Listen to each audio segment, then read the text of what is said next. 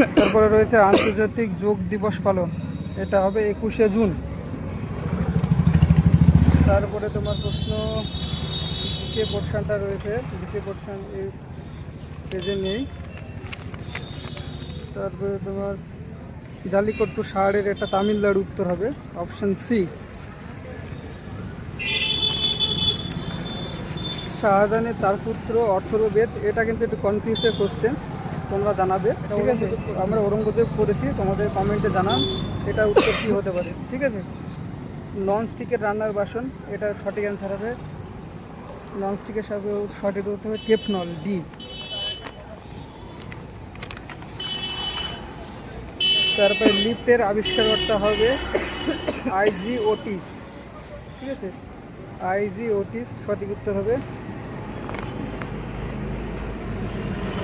বিশ্বের বৃহত্তম উপসাগর, এটা কনফিউজড উত্তর, আমি মেক্সিকো উপসাগর করেছি, তোমরা জানাবা কোনটা সঠিক উত্তর হতে পারে, পারস্য হলে আমাকে কমেন্টে জানাও। আর তারপরে তোমার জিকে পোর্শন রয়েছে, নিচে সিধুকানু, এটা সবাই জানো আমরা, সাঁওতাল বিদ্রোহ 1855, এটি সঠিক উত্তর হবে।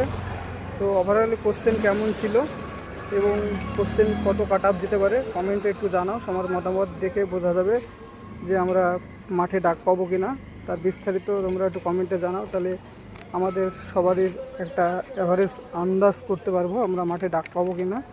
তো সুতরাং তোমরা কমেন্টে জানাও, হ্যাঁ, তোমাদের কত কী করেছো। এটি বায়ুমণ্ডলে কী করেছি, বায়ুমণ্ডলে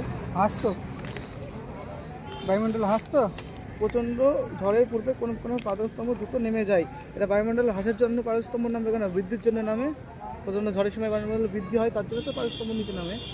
হ্রাস তো কম, তাহলে নামলো কী করি, নেগেটিভে নিয়ে গেছিস।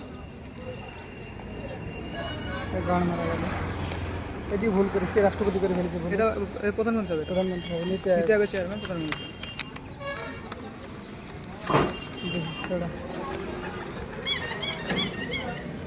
বন্ধুরা এখানে দেখছো নীতি আয়োগের চেয়ারপারসন হবে প্রধানমন্ত্রী, ঠিক আছে? তারপরে জিকে রয়েছে নিচের কোনটি সঠিকভাবে মেলেনি, সেটা হবে মিজোরাম ইটানগর, এটা সঠিক অ্যান্সার।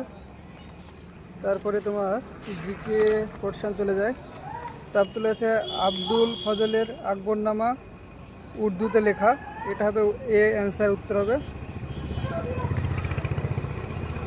তারপরে জিকে পোর্শন রয়েছে, বিশ্বের সর্ববৃহত্তম চিনি হচ্ছে কিউবা। সেফোলজি মানুষের ব্যবহার সংক্রান্ত চর্চা নিয়ে, এটা অ্যান্সার হবে সেফোলজি মানুষের ব্যবহার সংক্রান্ত